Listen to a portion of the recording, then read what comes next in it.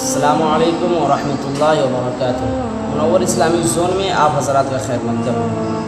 آپ حضرات ہمارے چینل پہ نورانی قاعدہ اور قرآن پڑھا سمجھا۔ آج میں نورانی قاعدہ نہیں پڑھایا، اور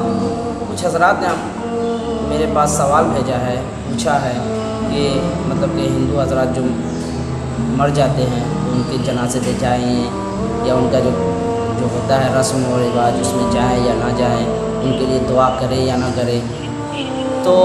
اس میں یہ ہے کہ آپ ان کے لیے دعا نہیں کر سکتے ہیں، اور ان کے جو رسم و رواج جو ہوتا ہے جیسے قبرستان پہ وہاں پہ نہیں جا سکتے ہیں۔ کچھ لوگ ہوتے ہیں نا کہ